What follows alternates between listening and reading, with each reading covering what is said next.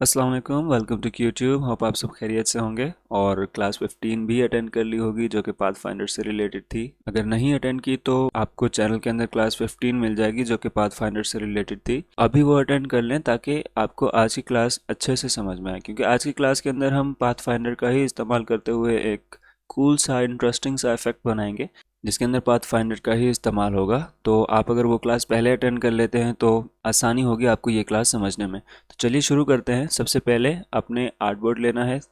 Artboard आप कोई भी साइज़ ले सकते हैं। मैंने यहाँ पर 1000 पिक्सल बाय 1000 पिक्सल का लिया है। इसको चेक करने के लिए अगर आप देखना चाह रहे हैं कि ये आर्टबोर्ड मेरा कितना है, तो यहाँ पर मैं आता हूँ आर्टबोर्ड टूल के अंदर। आर्टबोर्ड टूल पर जैसे ही क्लिक करता हूँ यहाँ मुझे इसकी विड्थ एंड हाइट मिल जाती है। तो यहाँ पर मेरे पास आर्टबोर्ड की विड्थ 1000 पिक्सल है और हाइट भी 1000 पिक्सल है। आप अपनी मर्ज़ी से कोई भी आर्टबोर्ड ले सकते हैं। आर्टबोर्ड लेने के बाद नेक्स्ट स्टेप जो हमारा आता है वो है, आप एक शेप लेते हैं, इसके ऊपर एक रेक्टेंगल ड्रॉ करते हैं। अब इसके कलर को रैंडमली चेंज कर देते हैं। मैं यहाँ से कोई भी रैंडम फ़िलहाल आगे चल के हमें ये कलर चेंज करने पड़ेंगे, लेकिन फ़िलहाल मैं रैंडम सा कोई भी कलर ले लेता हूँ। ओके, तो यहाँ पर एक ब्राइट सा मैंने कलर ले लिया है, थोड़ा इसको डल कर देते हैं। अब इस कलर में यहाँ पर ये मेरे पास कलर आ गया आर्टबोर्ड के ऊपर। अब नेक्स्ट जो हमारा स्टेप है, हमने यहाँ पर कुछ शेप्स ड्रॉ करनी है और उनके अंदर रैंडम से कलर फिल करना है। रैंडम कलर फिल करेंगे फिलहाल, और उसके बाद हम एक सीक्वेंस से चलेंगे कि हम ब्राइट कलर से डार्क कलर की तरफ जाएंगे। हमने आर्टबोर्ड के ऊपर एक शेप ली है, एक स्क्वायर लिया है पूरे आर्टबोर्ड के ऊपर। नेक्स्ट में फॉर नाउ, अभी के लिए मैं सिर्फ एलिप्स टूल से कुछ सर्कल्स ड्रॉ कर लेता हूँ। ये इफेक्ट आप पेंसिल टूल से या पेन टूल से रैंडम सी कोई शेप्स कुछ भी बना के ड्रॉ कर सकते हैं, कुछ भी बना के इफेक्ट बना सकते हैं। And I am living it to you. आपने ये ट्राई करना है खुद से। मैं आपको एग्जांपल के तौर पे बता देता हूँ। यहाँ से आप पेंसिल टूल लेंगे और यहाँ से मैं इसके कलर को फॉर एग्जांपल चेंज कर देता हूँ थोड़ा सा। तो यहाँ पर मैं कुछ इस तरह का एक इफेक्ट बना रहा हूँ। देखिए मैंने कुछ शेप ड्रॉ की है जो कि बिल्कुल रैंडम है। रैंडम यानी कि इसके अंदर कोई परफेक्शन नहीं है, ठीक है। तो इस तरह का शेप आप खुद ड्रॉ करेंगे। इस क्लास को मैं सिंपली इलिप्स टूल की मदद से ही आपको एक इफेक्ट बना के दिखाऊंगा, लेकिन आपने इसको कॉम्प्लेक्स शेप खुद ही ड्रॉ करनी है। क्लास को एंड तक देखिएगा, मैं आपको एक इमेज दिखा दूंगा, आपने वो चीज़ खुद ड्रॉ करनी होगी। And you will let me know in comment section कि आप वो बना पाए या नहीं।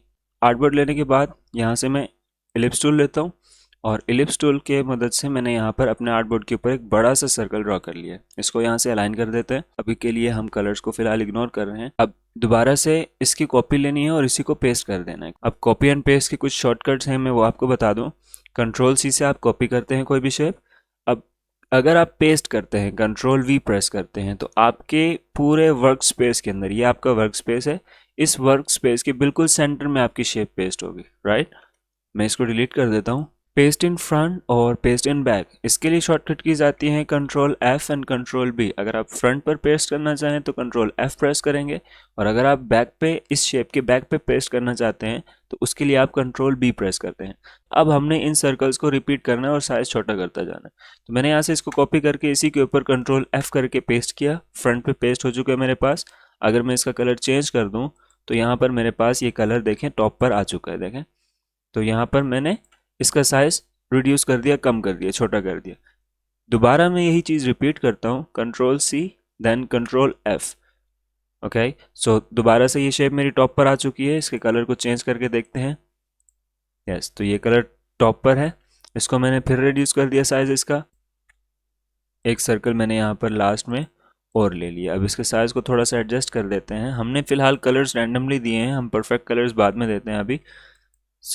यहाँ तक काम होने के बाद आपने इनकी परफेक्ट कलर्स देने हैं। अब चलते हैं इनके कलर्स की तरफ। हम अभी तक तो हमने इन कलर्स को रैंडमली ले लिया है, लेकिन हमें कुछ परफेक्ट कलर्स चाहिए। हम डार्क से लाइट की तरफ जाते हैं। तो ये डार्क से लाइट कलर बनाने कैसे हैं, यहाँ पर मैंने दो शेप्स लिए हैं।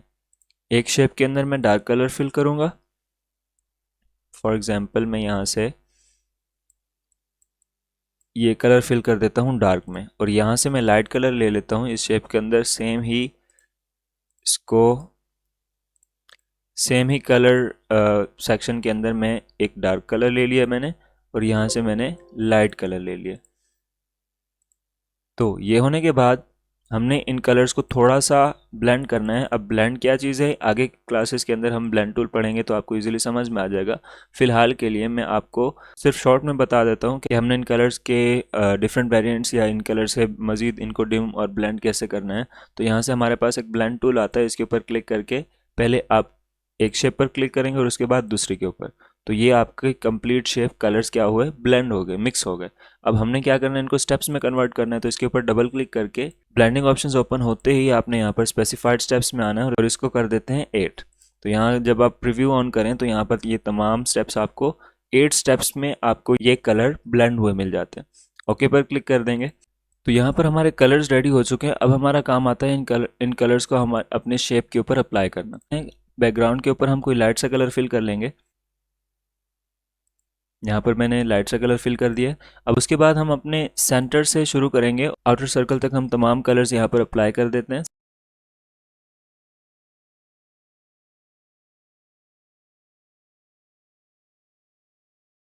राइट, अब हमारा कलर्स का काम ख़त्म हो गया तो हम इन कलर्स को डिलीट कर देते हैं।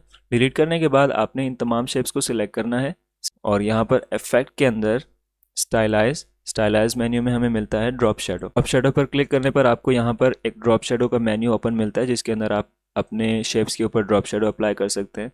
तो यहाँ से मैंने इनके वैल्यूज़ को थोड़ा सा चेंज कर देना है। मैंने यहाँ पर एक्स ऑफसेट कर दिया है 15, वाई ऑफसेट भी 15 कर दूंगा और ब्लर हमें मिल जाता है 10 पिक्सल। तो इस इफेक्ट को यहाँ अप्लाई करने के बाद आपने ओके पर क्लिक करना है। नेक्स्ट स्टेप हमारा पाथ फाइंडर का आता है। हमने यहाँ पर पाथ फाइंडर मेन्यू ओपन करना है। अगर आपको यहाँ पर पाथ फाइंडर ना मिले तो आपने विंडो के अंदर आना है और यहाँ पर आपको नीचे पाथ फाइंडर मिल जाता है। तो जैसे ही आप इसके ऊपर क्लिक करते हैं ये मेन्यू आपके पास ओपन होता है। तमाम शेप्स आपकी सिलेक्टेड है, तमाम शेप्स आपने सिलेक्ट करनी है और सिलेक्ट करने के बाद यहाँ डिवाइड के ऊपर क्लिक कर देना है। पाथ फाइंडर मेन्यू के अंदर डिवाइड पर क्लिक करेंगे तो हमारी ये तमाम शेप्स डिवाइड हो जाएंगी। अब हमें इन शेप्स के अंदर कोई इफेक्ट तो नज़र नहीं आया, बज़ाहिर बिल्कुल भी कोई चेंजिंग इसके अंदर नज़र नहीं आई। अब एक लास्ट स्टेप हमारा रहता है और उसके बाद हमें यह इफेक्ट सामने आएगा कि हमने क्या चीज़ बनाई। मैं इस मेन्यू को क्लोज कर देता हूँ। यहाँ पर इसको करेंगे अनग्रुप। अनग्रुप करने के बाद यहाँ अपने लेयर मेन्यू में आना है। पास इस तरीके से लेयर मेन्यू ओपन होगी। उसके बाद आप इस एरो के ऊपर क्लिक करेंगे तो इन तमाम शेप्स को हम यहाँ पर अलग अलग लेयर पर देख सकते हैं।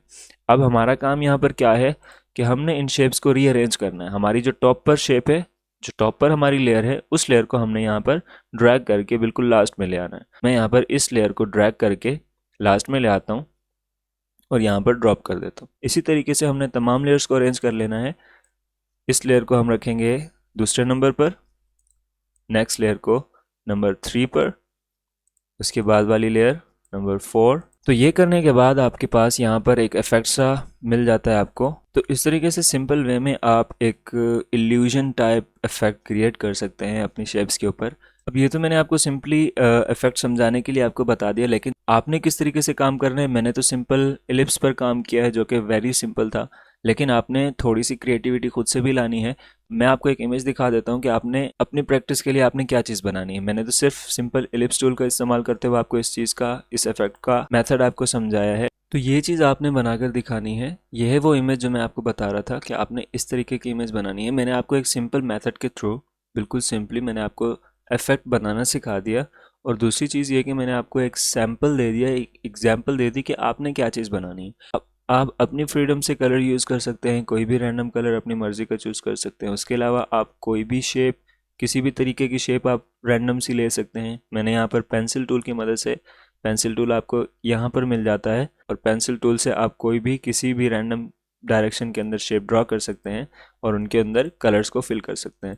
तो पेंसिल टूल की मदद से मैंने ये शेप बनाई है। आप भी इसी तरीके से अपनी फ्रीडम से कोई भी शेप ड्रॉ करें। मेथड आपको सिंपल वे में सिखा दिया है। अब आपकी प्रैक्टिस ही आपको मज़ीद इन्हेंस कर सकती है। आपने इसी मेथड से इस इफेक्ट की प्रैक्टिस करनी है, रैंडम कलर्स में, रैंडम शेप्स में। होप आपको ये इफेक्ट बनाना अच्छे से समझ में आया होगा। इसकी प्रैक्टिस करें और यही चीज़ बनाने की कोशिश करें। और अगर आपको कोई चीज़ समझ में नहीं आती तो कमेंट सेक्शन में मुझे बताएं ताकि मैं आपको असिस्ट कर सकूं। वीडियो पसंद आई हो तो लाइक कीजिएगा और चैनल को सब्सक्राइब कर दें ताकि अपकमिंग क्लासेस आप तक सबसे पहले पहुंचे और इस ट्यूटोरियल की अच्छे से प्रैक्टिस कीजिएगा। मिलते हैं अगली क्लास के अंदर एक न्यू वीडियो के साथ। अपना ख्याल रखिएगा। अल्लाह हाफिज़।